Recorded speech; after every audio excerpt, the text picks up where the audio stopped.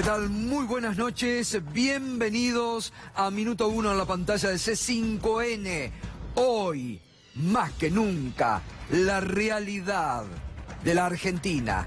Lo que otros no te muestran ni te mostrarán, aquí te lo mostramos diariamente. Lo que otros no te cuentan ni te contarán, aquí te lo contamos diariamente. Clarificamos la información en un día de mucha información nacional. Un paro nacional contundente de los gremios opositores con dos claros mensajes al gobierno de Macri, porque se plegó mucha más gente de lo que pensaba el gobierno, muchos más gremios de los que pensaba el gobierno, y a la CGT oficialista, porque muchos gremios que aún subsisten en la CGT oficialista, hoy, desoyendo a esa conducción pasiva de la CGT, se plegaron a este paro. Enseguida vamos a estar con el análisis, enseguida va a estar Sergio Palazzo, uno de los dirigentes gremiales que hoy convocó a esta medida de fuerza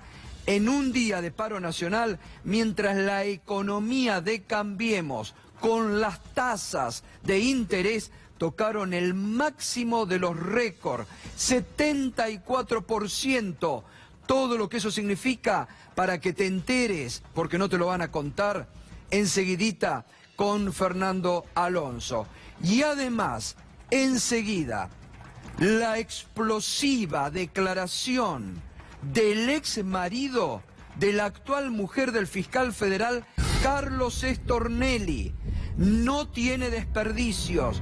Explosiva la declaración por donde se lo miren. Esto sí, que nadie te lo va a contar esta noche, solo acá. Y además, nos podés acompañar a partir de este momento con el hashtag Stornelli habló con Mauricio. Sí, porque en un momento de la declaración, el ex marido de la actual mujer de Stornelli cuenta que la esposa de Stornelli le empezó a mandar chat para anticiparles que se iban a conocer cosas que no eran verdad, que eran mentiras. La esposa de Stornelli afirma del juez Ramos Padilla que era un delincuente. ¿A quién se lo habrá escuchado decir eso? Y la esposa de Stornelli le dice a su expareja, a Jorge Castañón: no te preocupes, Stornelli ya habló, Carlos ya habló con Mauricio y el jueves lo destituyen al juez. El jueves, al que hacía alusión, era el día en que el gobierno presentó ante el Consejo de la Magistratura el pedido de destitución del juez Alejo Ramos Padilla. ¡Cuánta información que tenía la esposa de Stornelli!, ¿no? Bueno, enseguidita, Irina Hauser y Juana Morín con esta declaración que no tiene desperdicio. Es otro escándalo en el D'Alessio Gay, un escándalo nacional. Un fiscal federal que habla con el presidente para decirle que al juez hay que sacarlo. Y uno se pregunta, ¿y qué van a hacer ahora los integrantes de la Cámara Federal de Mar del Plata? ¿Van a cumplir con esa idea de Stornelli y de Macri de sacarlo como puedan al juez Ramos Padilla, que tanto molesta al poder político, mediático y judicial? Enseguida estamos con eso. La realidad de lo que está pasando en este momento aquí en Buenos Aires. Fuerte represión de la Policía Federal sobre manifestantes que están frente a la Embajada de Venezuela en la Argentina. Un herido de gravedad recién por parte de la Policía Federal, en condiciones que se están investigando. Cristian, nuestro colega Cristian Minich, está allí en uno de los móviles. Buenas noches, Cristian. Buenas noches, Gustavo. Ampliar que la represión fue contra la facción de manifestantes a favor de Nicolás Maduro, que fueron retirados por la intervención policial.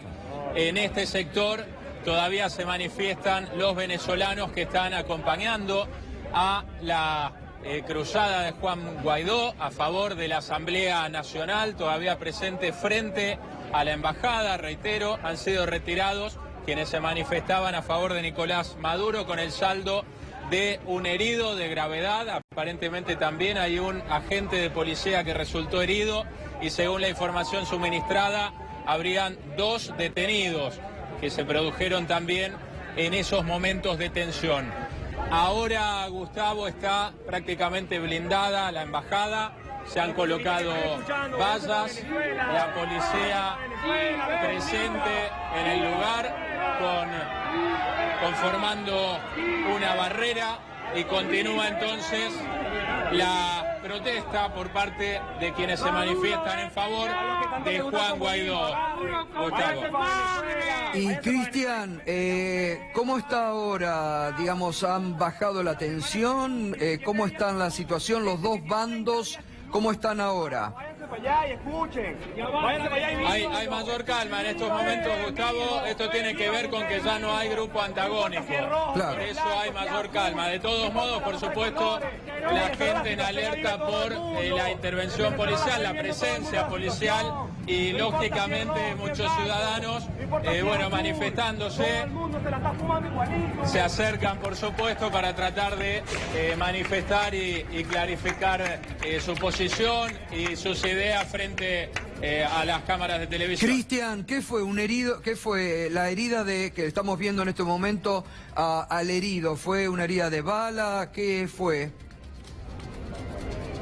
Sí, aparentemente sería un disparo a corta distancia. No podemos precisar de qué tipo de bala o calibre estamos hablando, pero impactó en la oreja del manifestante. Por eso, la rápida intervención para asistirlo y fue trasladado ya en ambulancia a esta persona que estaría grave. Muy bien. Cristian, por favor, nos volvemos a comunicar en cualquier momento ante lo que vos refieras. Muchas gracias, Cristian. Allí, herido de gravedad, se está en este momento investigando si el disparo fue por parte de la represión de la Policía Federal. El gobierno tanto, y Cambiemos y el PRO tanto proyecta el tema Venezuela, que finalmente tuvo aparentemente una mini Venezuela aquí esta tarde frente a la embajada. Pedro Brigger, porque durante la jornada se ha dicho mucho, se ha mentido mucho, ¿cuál es en este momento la situación en la Venezuela real, no? En Caracas, la capital, ahora, según la información que llega, hay calma después de lo que parece haber sido un intento por derrocar nuevamente al presidente Nicolás Maduro y que aparentemente hoy ha fracasado.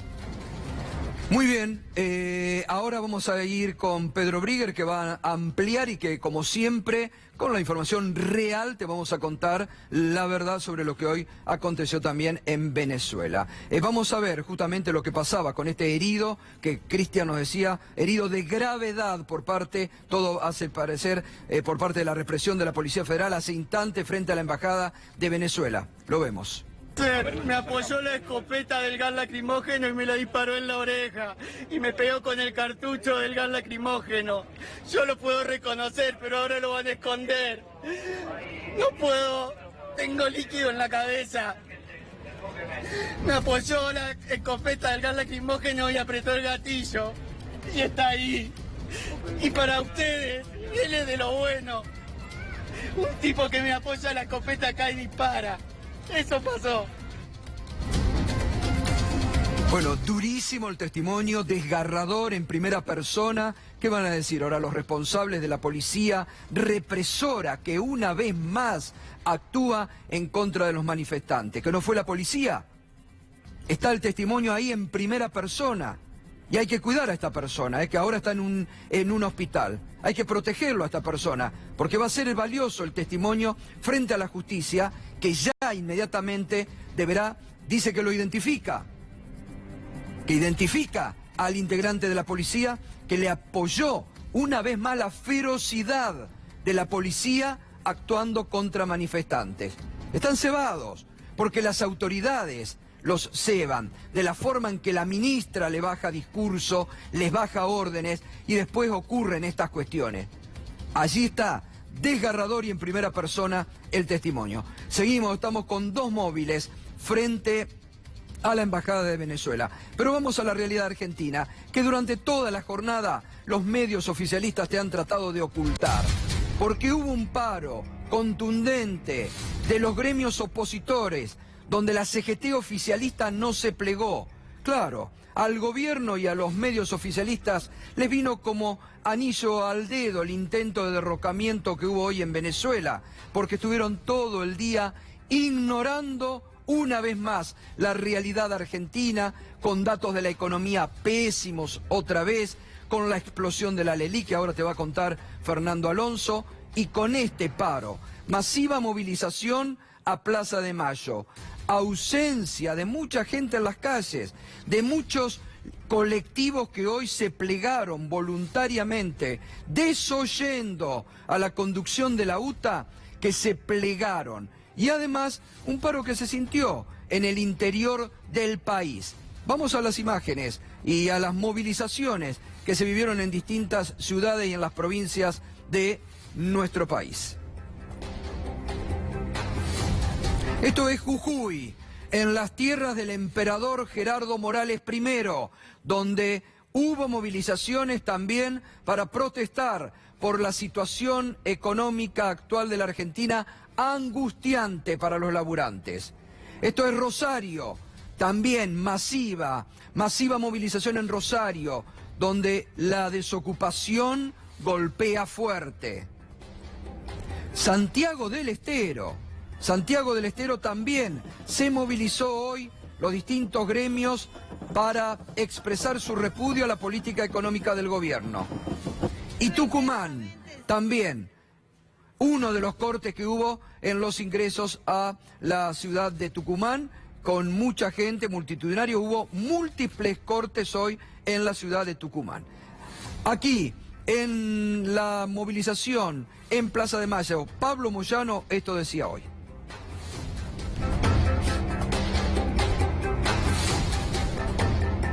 Bueno, en primer lugar, que los funcionarios no ven la realidad del país, ¿no?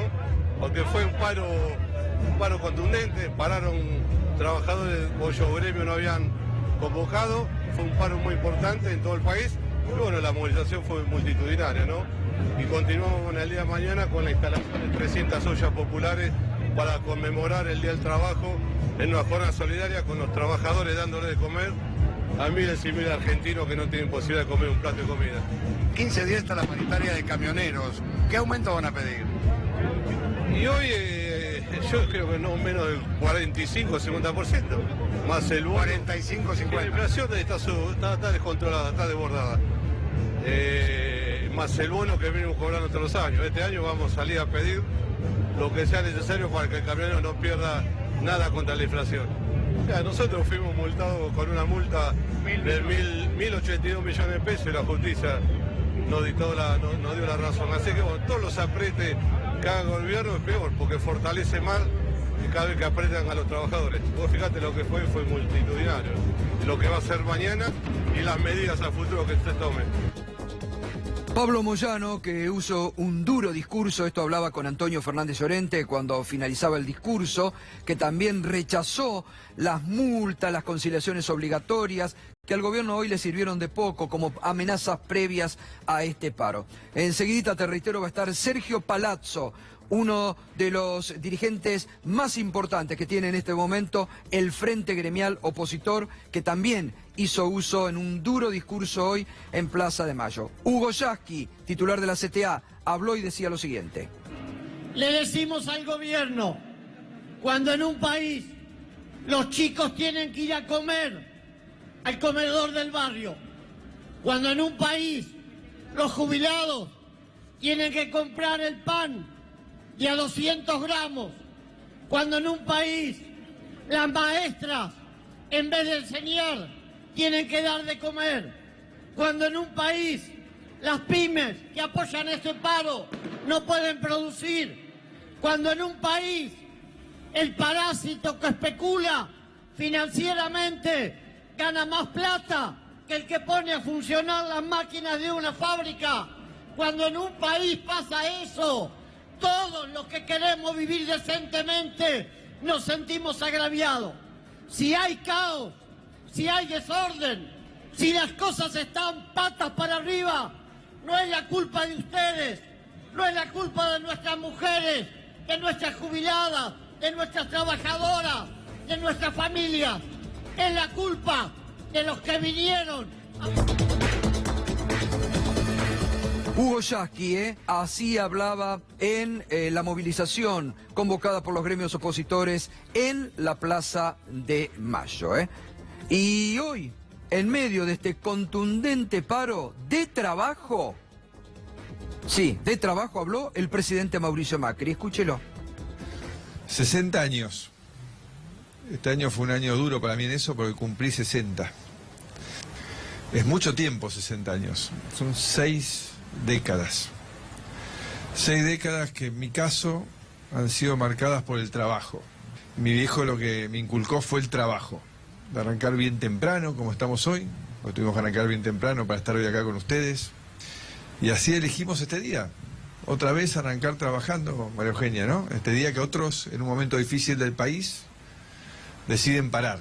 Nosotros no. Nosotros estamos acá trabajando para construir ese futuro mejor para todos.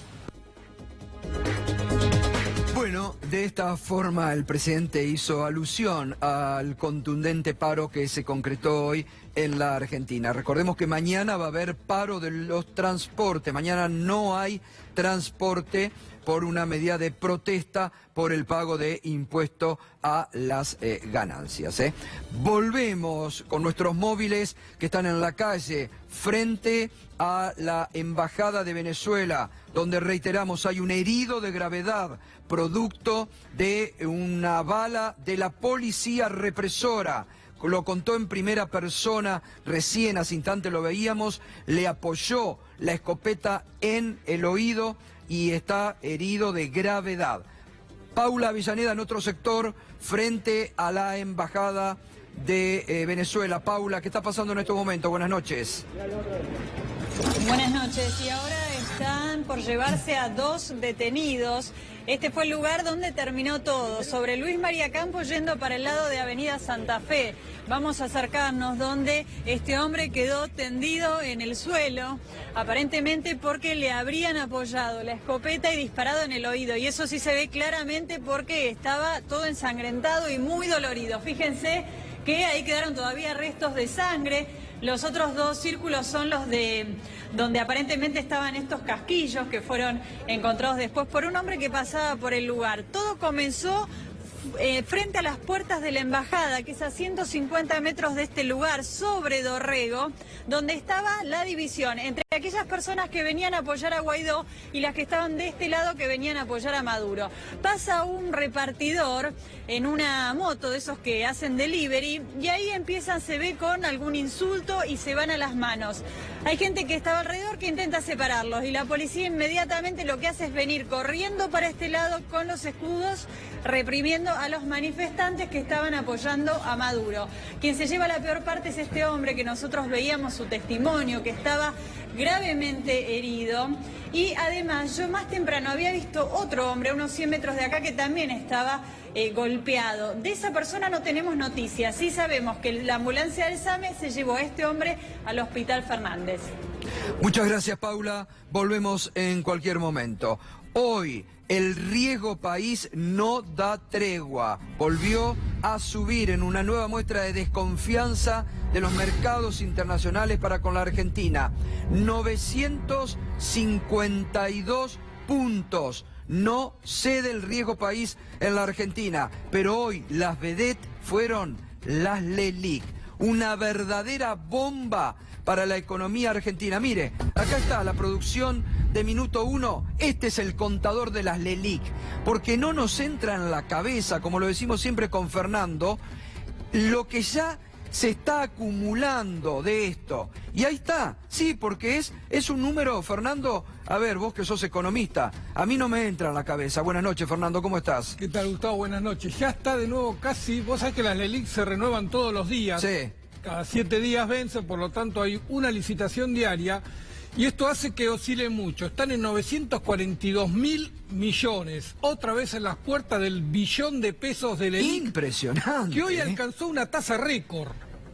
Me gusta acá cómo se mueve el contador, fíjate. Fíjate, no llegó, está ahí, se paró, ¿no? Está ahí en la Casi puerta. llega al billón. Sí, con una tasa récord. Claro. Cuando arrancaron allá por octubre con esta nueva política monetaria, la tasa había llegado a un récord de 73,36. Hoy estuvo en 73,93, con pico de más de 74%. Y cuando vos anualizás esta tasa, porque esto es la tasa que te rinde a 7 días, cuando anualizás esta tasa, te da más de 100% de interés que ganan hoy los fondos que pueden invertir en la LELIQ. 102% aproximadamente, ¿no? No, 102% era con la tasa abajo de 70. Ahora que llegó al récord de casi 74%, te puede dar, cuando capitalizás intereses, cerca de 110% Bueno, de mirá, la tasa de interés. pero ese es el dato que nadie lo dice, Fernando. Ese es el dato real. Ese porcentaje que es realmente... Porque uno dice, ¿qué despegue puede tener la economía con esa tasa? ¿Pero vos sabés quién es el que más rédito le saca a esa tasa? ¿Quién? ¿Quién más está timbeando con la LELIQ y llevándose los pesos para el bolsillo? Duhovne. Utiliza los fondos de todo el Estado argentino para colocarlos en LELIQ. Con eso cobra intereses, mete los intereses como si fueran ingresos genuinos del Tesoro y te dice, tenemos superávit fiscal. Sí, eso puede Logramos terminar muy superávit mal, fiscal. ¿no? ¿Cómo? Perdón. Puede terminar muy mal eso. Por supuesto, esto es una contabilidad creativa que está permitida por el FMI. El FMI le dice, te permitimos que lo haga con tal de que nos muestres números positivos, hace cualquier cosa. Está permitido, pero es una trampa. Bien, ahora continuamos, Fernando. Otros números negativos, caída de la economía. Fíjese, sigue cayendo la economía. El índice de la actividad económica en febrero cayó 4,8%, pero el gobierno dice vamos por el buen camino, pese a que todo va en declive. El acumulado ya para la caída de la actividad económica es del 5,3%. En 2 meses, enero y febrero, ya tiene un acumulado de caída en la actividad económica para abajo, 5,3%. 10ª caída consecutiva. Y mire, todos los sectores están en rojo. Comercio, que es... Mire, vamos a ver si mañana nos da el tiempo y si... El sábado, en primera persona, todos acá lo podemos comentar, ¿eh? El sábado, hacía mucho tiempo que no caminaba por Avenida Cabildo. Caminé 4 cuadras, desde La Pampa hasta Virrey Loreto, 15 locales cerrados en Avenida Cabildo. 15 locales cerrados. Yo digo, ¿algún funcionario de Macri camina? Acá, Avenida Córdoba, a poquitas cuadras del canal, en una cuadra 5 locales. ¿Caminan los funcionarios que después dicen que vamos por el camino correcto? ¿Caminan cuando hay locales tradicionales de años que bajaron persiana? Una tristeza, Avenida Cabildo, el sábado, cuando antes explotaba. Ingresé a un comercio que tenía que hacerme unos anteojos que perdí. Me dice la chica, anda gente afuera porque acá no entró nadie, usted es el primero. Caminan, van los funcionarios. Y esto es lo que se refleja en estos números, esto es lo que uno vive, lo que usted vive todos los días, se refleja, mire, comercios, 12,3 para abajo, intermediación financiera 10,1, manufacturas 8,2 para abajo, pesca 4%, transportes 3,4%, electricidad, gas y agua 3,2%, construcción 2,4%. Todos índices en rojo, todo se cae en la economía argentina. Creo que uno solo, Fernando, subió, ¿qué es? Sí, creció por supuesto la actividad agropecuaria. Tenemos una cosecha que va a ser récord y eso se empieza a reflejar en las estadísticas. Creció 5,9% lo que tiene que ver con toda la actividad del campo. Pero no alcanzó para compensar todo eso que vos estás mostrando, Gustavo, que, fíjate, intermediación financiera, ¿sabés qué significa? ¿Qué significa? Que los bancos ganan plata solo con las LELIQ. No prestan, no hacen negocio de préstamos a la familia ni a las empresas, no tienen negocios por entregar tarjetas de crédito o nuevos servicios financieros, solo ganan plata con la LELIQ. Le sacás la LELIQ y tampoco hay negocio Claro. en el sistema financiero. Bueno, buen tema, ahora se lo vamos a preguntar a Sergio Palazzo, que ya está aquí en nuestros estudios, y con él vamos a hablar de este tema. Lo viene advirtiendo Sergio Palazzo desde hace ya 2 años, cuando empezaba a venir aquí Sergio, que venía advirtiendo sobre esto del sistema financiero y cómo podía explotar, ¿eh? Enseguida lo vamos a hablar con él. Y mire, claro, porque nosotros vemos todo esto, la inflación que sigue creciendo. Acuérdense lo que dijo Aldo Piñanelli anoche, ¿eh? ¿Te acordás, Fernando, no? Él midió, le faltaba la última semana de abril, 4,8 de inflación para el mes de abril, está midiendo Aldo Piñanelli, que dijo puede llegar al 5%. Con los aumentos de nafta, que ahora vamos a recordar, que ayer anticipó muy bien Fernando acá, mayo viene con otro número en rojo. Pero los salarios pierden. Mire, es muy interesante este gráfico que hizo Martín Barrionuevo, que es un diputado provincial de la provincia de Corrientes, que da muy buenos índices todos los días. Mire, la canasta total, 60,9. La inflación, 54,7. El salario, ¿cuánto creció? Acá, 34,6. Datos al mes de marzo. Mire, esto es un año. Mire la canasta de alimentos de la que habla siempre Fernando, que es lo que importa. 60,9. La inflación, 54,7. Tu salario, 34,6. Esto es lo desproporcionado que tiene la economía de Macri, pero después te dice el presidente que vamos por el buen camino. Ahí están los números de la realidad. Esto es lo que te intentan tapar todos los días, esto es lo que no te muestran y esto es lo que el gobierno no quiere que se sepa sobre la realidad de la economía argentina. Y la nafta, que lo decíamos recién, que hoy sorprendió. Esto es importante porque el gobierno que dice que congela, hoy sorprendió YPF. Fernando, no estaba previsto que aumente hoy YPF, sorprendió a las 7 de la mañana. Sorprendió, adelantó casi un día el aumento porque convengamos que no esperábamos ayer, no lo esperábamos hoy, pero mañana iba a llegar el aumento de YPF. Sí, vos lo venías anticipando. Claro que iba a venir. Aumentó esta mañana porque anoche aumentó Action, que hoy anticipó que va a dar un poco de marcha atrás con los números, visto lo que aumentó YPF, visto lo que aumentó Shell. Action decidió ponerse ahí también en esa misma línea, pero bueno, las 3 empresas más grandes que dominan el mercado aumentaron las nafta entre 4 y 5%. Bien, vamos a repasar lo que hoy fue ya el aumento. YPF en forma sorpresiva, 7 de la mañana, subió 4%. Los nuevos precios, la Super, 42,01, la Premium, 48,47. El año pasado, cuando decían que iba a llegar a 50 pesos, decíamos, no, tan locos. Está ahí ya. 48,47. La Diesel 39,65 y la Diesel Premium 46,40. Y Action, que fue a Shell, ya también, Shell subió 4,3, los nuevos precios en Shell, la Super 42,98, Premium 49,54, Diesel 41,51, Diesel Premium 47,98. Y Action, que fue la primera, 6%, Super 43,39, Premium ya llegó a los 50, 50,30 en Premium de Action. Diesel 41,28, Diesel Premium 47,91. Yo no estoy seguro de que sea el único aumento que tenga durante mayo los combustibles. Me da la sensación de que según cómo evoluciona el dólar, es probable que a mitad de mes tengan otro nuevo retoque porque vienen con un atraso que está entre 6 y 7 puntos. Algunos hablan de que puede ser hasta 10 puntos el atraso que tiene el precio de los combustibles. Así que es muy probable que las petroleras no se queden quietas si el dólar se mueve durante este mes.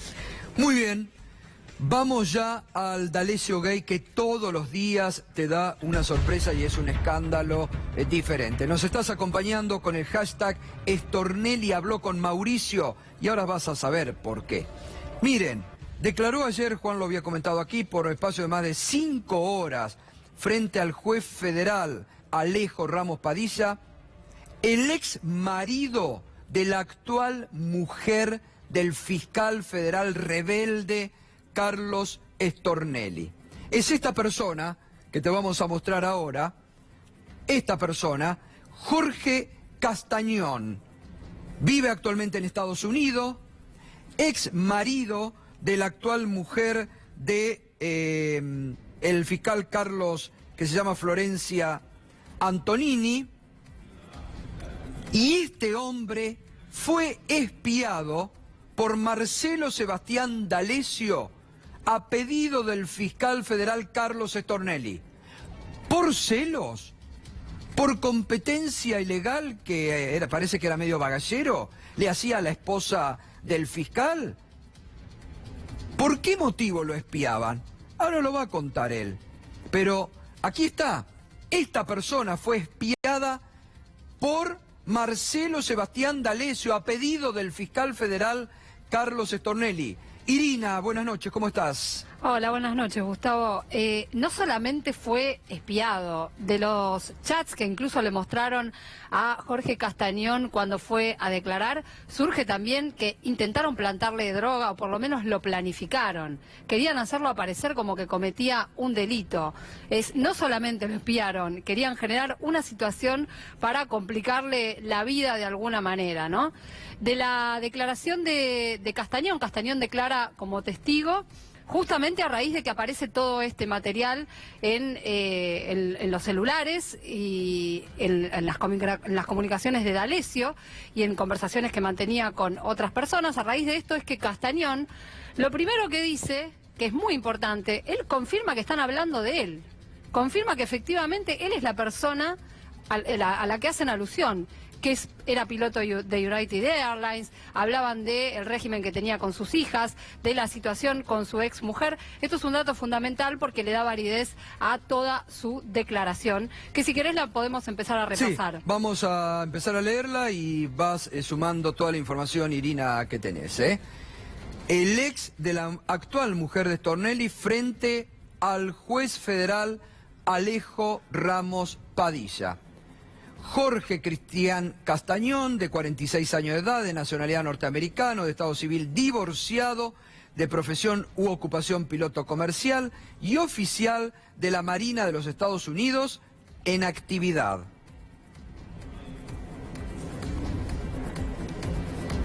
Dijo, quiero destacar que todos los mensajes que veo en ese legajo donde se refiere a mí son verdaderos y se refieren a mi persona.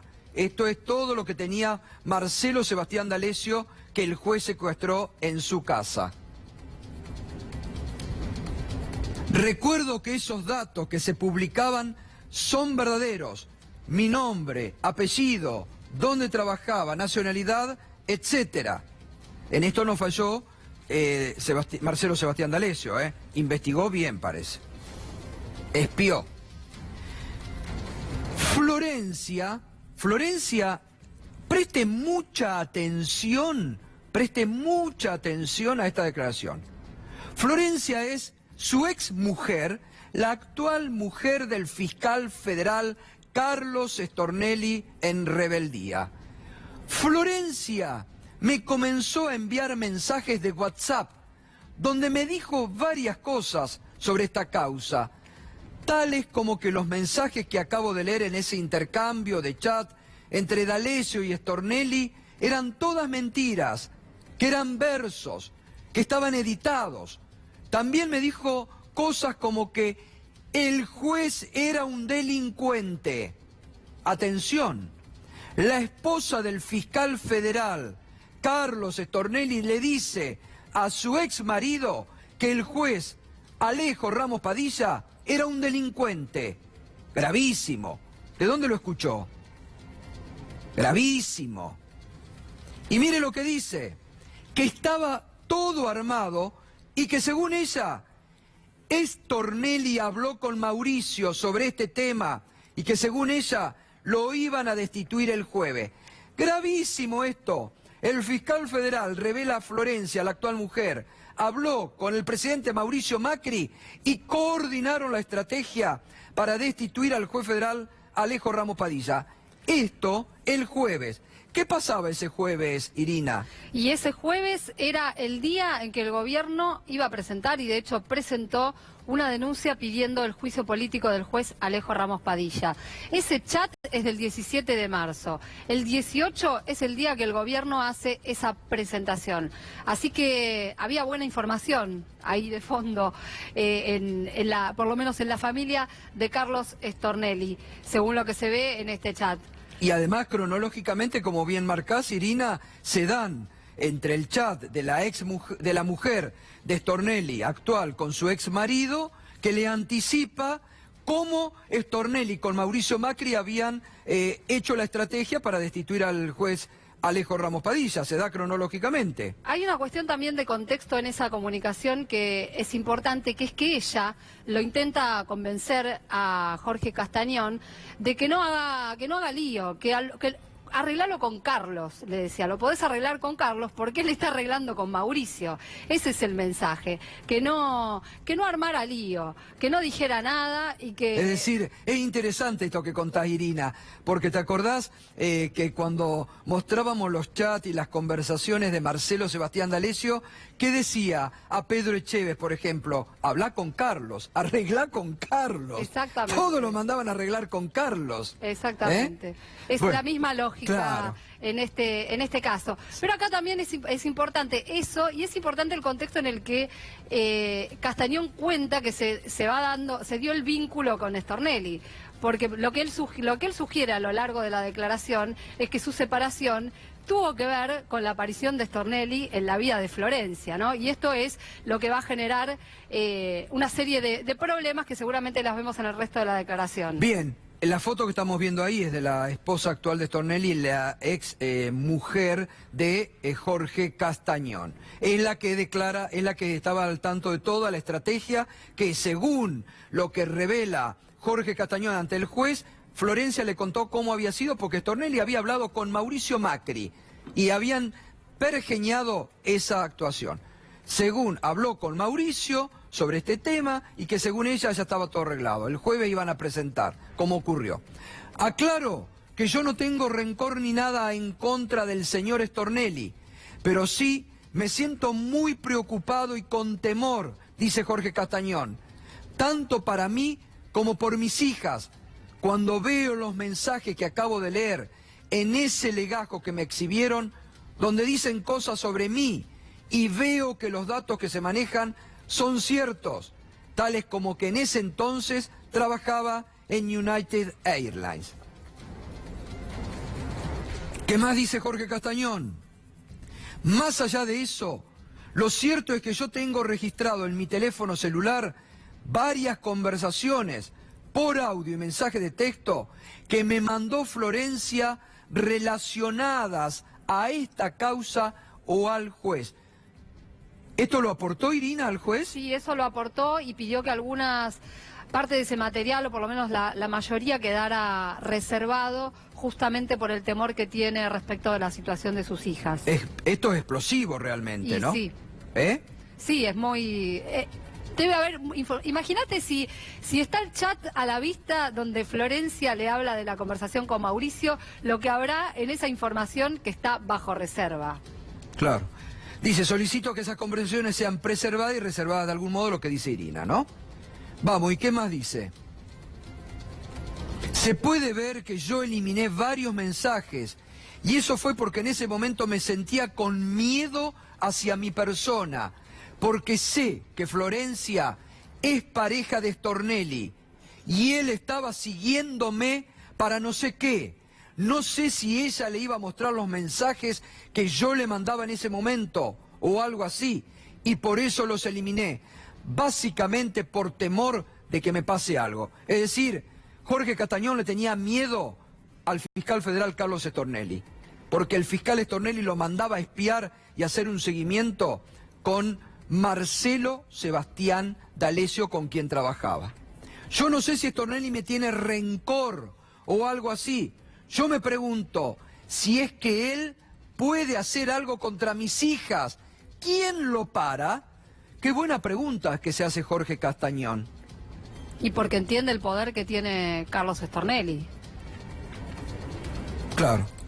Vamos, ¿qué más?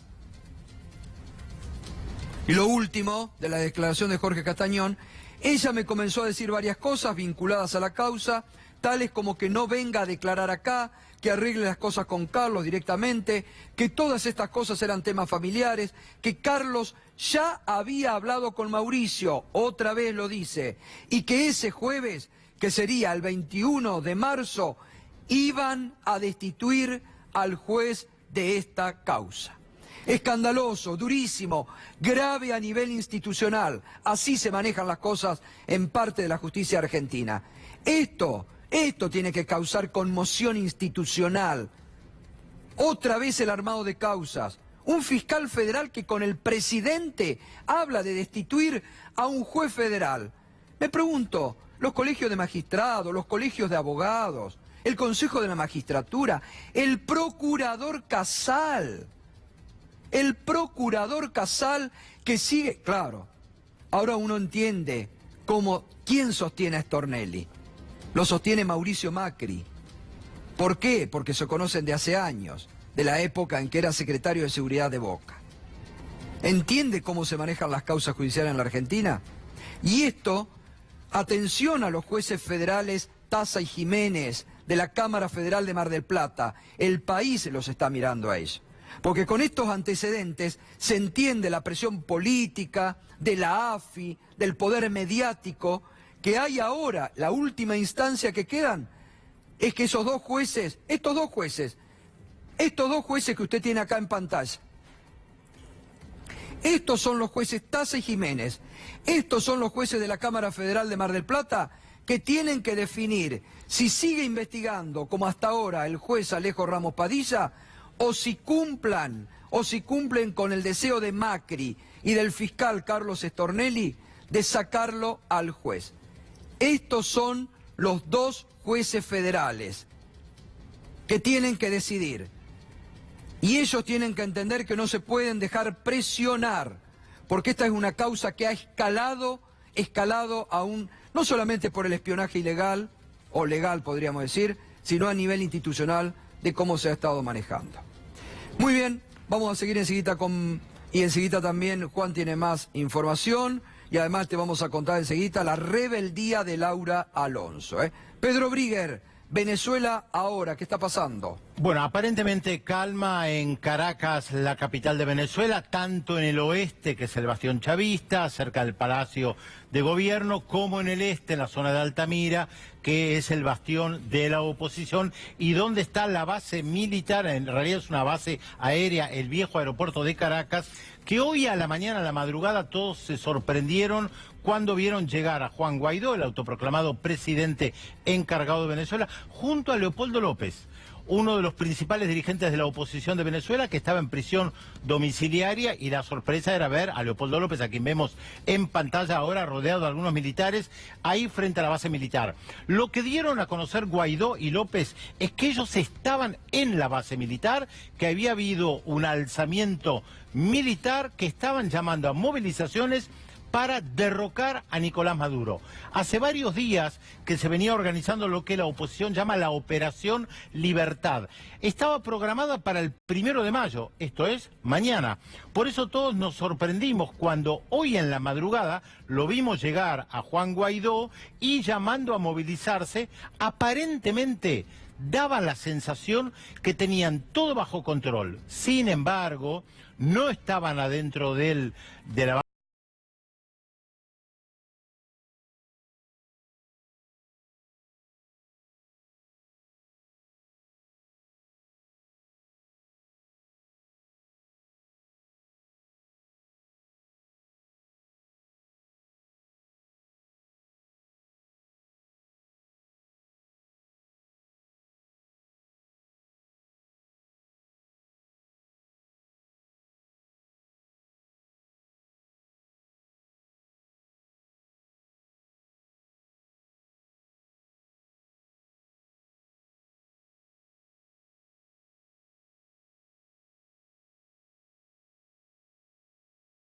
Sin embargo, no fue mucha gente a la movilización.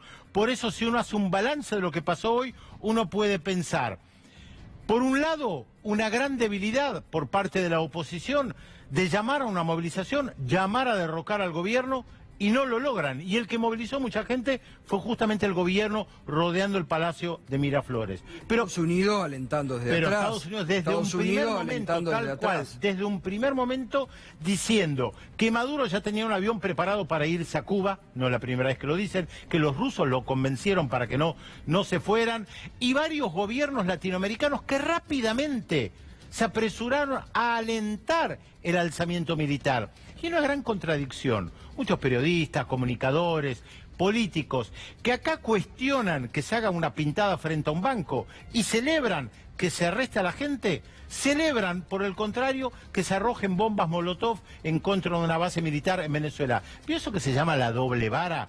Es exactamente esto, festejar que en Venezuela haya un alzamiento militar, se trata de derrocar un gobierno, se tiren bombas Molotov, se utiliza la violencia en las manifestaciones y criticarlas en la Argentina. Nuestro rol como periodistas, o por lo menos así lo entiendo yo, es tratar de mostrarles a ustedes que nos miran cuáles son los hechos. Después cada persona juzgará lo que considere conveniente.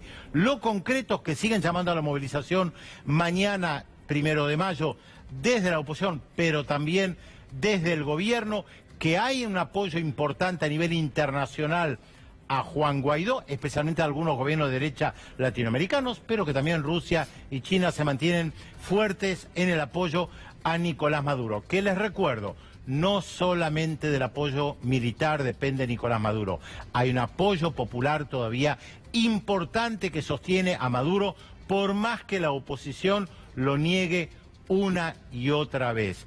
Hay apoyo popular, ¿y saben por qué? Porque hace 20 años Venezuela era mucho más pobre que ahora, aunque ustedes no lo crean, porque hace 30 años la inmensa mayoría de las villas miserias que existen hoy ya estaban, y porque había gente que no tenía ni dignidad ni eran consideradas, y el chavismo las incorporó a la sociedad. Por eso tantas veces se compara al chavismo con el peronismo. Todas las comparaciones son odiosas, siempre digo lo mismo, pero ayudan a pensar un poquito. Recuperar la dignidad, ser considerados personas, es lo que ha llevado a que mucha gente se incorpore al chavismo. Pero también mucha gente está en la oposición, algo que tantas veces desde el gobierno se minimiza. Hay oposición, tiene poder de convocatoria. Hoy no lo mostró. Veremos qué pasa mañana, 1 de mayo. Bien, y habrá que ver también, reitero, Pedro, es muy importante el papel de Estados Unidos, porque hoy Estados Unidos volvió a decir que no descarta el uso de la Fuerza Armada, de la intervención militar. Pero, como bien decís vos, hoy la Argentina está entre esos países que se apresuró a saludar. El canciller de Macri, hoy tempranito, fue el primero, creo que salió. Y después el propio Mauricio Macri, al igual que en enero. Acá Mauricio Macri, de los tweets. Apoyamos más que nunca la democracia en Venezuela. Celebramos la liberación de Leopoldo López y acompañamos la lucha del pueblo venezolano para recuperar su libertad. Reconocemos al presidente encargado Guaidó, a la Asamblea Nacional, y desconocemos la autoridad del dictador Maduro, Mauricio Macri, presidente de la Argentina. Lo viene sosteniendo hace tiempo, al igual que el presidente de Perú, el presidente de Brasil, de Chile, de Colombia, que en enero también rápidamente pensaban que Maduro iba a caer y llamaron a reconocer a Juan Guaidó, o cuando después ustedes vieron, ¿se acuerdan? La ayuda humanitaria que trataba de ingresar a Venezuela, liderada por Juan Guaidó, también se apresuraron a reconocer esto. Pero Evo Morales salió también con un tuit a apoyar a Nicolás Maduro. Vamos a ver ahí el tuit de Evo Morales. Condenamos enérgicamente el intento de golpe de Estado en Venezuela por parte de la derecha, que es sumisa a intereses extranjeros, seguros que la valerosa revolución bolivariana a la cabeza del hermano Nicolás Maduro se impondrá a este nuevo ataque del imperio. Vamos a ver también al presidente de Cuba, Díaz-Canel. Hoy todo el mundo se comunica por tweet, es la mejor manera de saber lo que se está pensando. El presidente de Cuba, Miguel Díaz-Canel: rechazamos este movimiento golpista que pretende llenar de violencia al país. Los traidores que se han colocado al frente de este movimiento subversivo han empleado tropas y policías con armas de guerra en una vía pública de la ciudad para crear zozobra y terror. Donald Trump le respondió a Díaz-Canel. En realidad está obsesionado con Cuba Donald Trump, ¿eh? Claro. Está alertando Sí, porque la postura del gobierno de los Estados Unidos y de la oposición es que en realidad Venezuela ya está invadida por los cubanos, por los rusos, por los iraníes, por el Hezbollah. Hace varios años que dicen esto y Trump dijo que va a sancionar más duramente a Cuba por apoyar a Venezuela. Qué lejos parece haber quedado Barack Obama cuando trataba de negociar con Cuba, mejorar la relación con Cuba. Qué lejos ha quedado Barack Obama. Muy bien, y ya estamos con Sergio Palazzo. Antes vamos a reiterar la violencia frente a la Embajada de Venezuela aquí en la Argentina, la represión de la policía que dejó un herido que, según nos ha comunicado recién las autoridades del SAME, gracias a Dios está fuera de peligro, aún internado, ¿eh?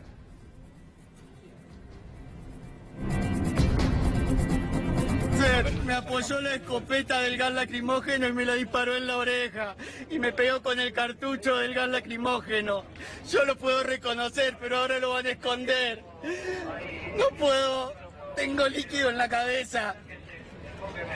Me apoyó la escopeta del gas lacrimógeno y apretó el gatillo. Y está ahí. Y para ustedes, él es de lo bueno. Un tipo que me apoya la escopeta acá y dispara. Eso pasó. Muy duro, muy duro, muy duro. Esto no puede quedar en la nada. Esto no puede quedar en la nada. Porque además esta persona dice que lo reconoce. Es un efectivo de la policía. No puede quedar en la nada. Porque después de estas cosas vio cuántos hechos de represión hubo que después nadie sabe qué pasa para dentro de la fuerza. Claro, están protegidos. Si después lo felicita la ministra. Frente a esta violencia la ministra lo felicita. Este es el riesgo de tener una ministra que felicita este tipo de represión cada vez más grave en la Argentina de Macri. Sergio Palazzo, buenas noches Sergio, un gusto que esté aquí esta noche con nosotros. Gracias. Bueno, fue fuerte y contundente el paro de hoy, ¿no? Sí, fue una medida muy contundente, con una movilización muy importante, que dejó claramente establecido que los trabajadores tenían la necesidad de esta medida, por eso el Frente Sindical, las dos CTA y los movimientos sociales decidimos tomar esa representación y llevarla a cabo, a pesar de los aprietes del gobierno, a pesar de las presiones. Muchos ayer, ¿no? Así, a pesar de, sobre todo, de esa parafernalia de comunicaciones que lanzaron vía ministros acusándonos de que amenazábamos, de las mafias sindicales, la ministra de Seguridad llegó a decir cuasi terroristas. Sí. Y compartía lo que decía Pedro recién, celebran una movilización que atenta contra un gobierno en un país hermano, pero sin embargo acá los que nos movilizamos somos golpistas cuasi terroristas. Esa es la visión del gobierno. Responden con ese herido de gravedad, bueno, ahora gracias a Dios fuera de peligro. Pero dice algo mucho más grave el herido y suscribo sus palabras cuando dice, lo tienen ahí, lo esconden. Exacto. El gremio bancario fue el primer reprimido por Patricia Bullrich el 1 de marzo del año 2016, a 3 meses de haber asumido. Nosotros estábamos con un acampe por despidos en el Banco Central. De acuerdo. Fuimos al Congreso y habían dispuesto Gendarmería, Policía Federal, Infantería y nunca hubo ningún responsable. Tampoco nosotros somos de andar llorando por ahí como cuando pasa algún evento. Sabíamos que eran las reglas del juego, pero los esconden. Eso es cierto lo que dijo. Sergio, yo decía al inicio del programa, me parece que lo de hoy hay dos mensajes claros. Al gobierno por la movilización, por la contundencia, porque muchos gremios desoyeron a la CGT oficialista y a la CGT oficialista, que es increíble la pasividad frente al industricidio y a la recesión económica que tiene la Argentina, ¿no? Lo primero, dejarle claro a las autoridades de gobierno que este no es un paro aislado. Nosotros estamos trabajando en un plan de acción. Empezó por organizarnos los sindicatos, que tenemos una mirada distinta a la que tiene el Consejo Directivo actual de la CGT. Segundo, lanzamos una medida de fuerza, 80 sindicatos y más de 70 regionales. Después agregamos la movilización de hoy y mañana se van a desarrollar unas 300 ollas populares desde el Monumento del Trabajo hacia la Casa de Gobierno, y antes del 15 nos vamos a juntar para delinear cómo sigue el plan de acción, buscando que el gobierno cambie su política económica. Y respecto a la CGT, claramente creo que los compañeros se han equivocado al no apoyar la medida. Creo que ha quedado desdibujada más de lo que estaba la conducción de la CGT, y particularmente cuando organizaciones que decían que sus trabajadores no iban a parar, pararon. Pasó con los colectivos, pasó con parte del comercio que estuvieron presentes. Hoy nos mandaban, por ejemplo, video algunos compañeros de organizaciones que sus dirigentes decían que no iban a parar y nos mandaban videos a la marcha diciendo que estaban viendo el acto y se mostraban atrás viendo el acto y esa era la sensación. Muchos quisieron parar, sus organizaciones no lo quisieron así o no avalaron ese paro, pero sin embargo fue muy contundente la medida de fuerza. Y en este marco, usted recién estaba aquí, se había llegado cuando Fernando hablaba de esta explosión de las LELIC, del sistema financiero, ganan ellos pero no dan. Esto también ustedes lo vienen denunciando desde hace tiempo. Sí, claro, también suscribo, él dijo algo que cuadran los números para que le arroje algún tipo de equilibrio fiscal primario, el ingreso financiero que computan en ese dibujo contable que hacen en el Ministerio, y no solo lo hacen con los fondos del ANSES, están manoteando todas las cajas que puedan manotear, entre ellas la de la banca pública que le remunera los depósitos, y en el caso del Banco Nación se llevaron 51.000 millones de pesos aproximadamente de remuneración sobre los depósitos, además de la descapitalización que provocaron. ¿Cómo está el Banco Nación en este momento, Sergio? El Banco Nación va a ser un banco siempre fuerte por el volumen que tiene, que administra. Claramente este gobierno lo que ha desmejorado es la posición del banco en el mercado financiero. ¿Pero lo están descapitalizando? Y está claro que le quitaron 22.000 millones en el presupuesto del año anterior, 15.000 en este, y acabo de dar una cifra de que le pagaron 50.000 millones aproximadamente por remuneración de depósitos. Así como le gusta hablar en términos de se fumaron un PBI, acá se fumaron un Banco Nación solamente con 2 leyes y con pagar remuneraciones. Tremendo. Uno mira el patrimonio neto que tenía el banco, era 82.000 millones, y si saca la cuenta lo que se llevan ya son 90.000 millones que se han destinado. Pero es increíble además cómo se han fumado la guita nuestra, ¿no? Sí. Y que Toto Caputo ande vaya a saber por dónde. Pero hoy pasó un hecho muy serio, muy grave, que si hubiera pasado en el gobierno anterior, a la expresidenta Cristina Fernández de Kirchner le pedían la horca en la Plaza de Mayo, más o menos, y es que decidieron no publicar más, no hacer más públicamente diario los montos de reserva que tiene el Banco Central. ¿Por qué? Y porque han habilitado a que se vendan hasta 250 millones diarios, sacar la cuenta 250 por 20 o 22 días hábiles, cuando supere los 51,50, creo que es el precio que tiene de banda de flotación el dólar. Y claramente lo que están ocultando es que se están llevando o facilitando la fuga de capitales. Esto lo vengo diciendo hace un montón de tiempo. Hay una fuga de capitales fenomenales. Dólar que entra del Fondo Monetario Internacional es para garantizarle a los inversores especulativos que se lleven todos los dólares de la Argentina.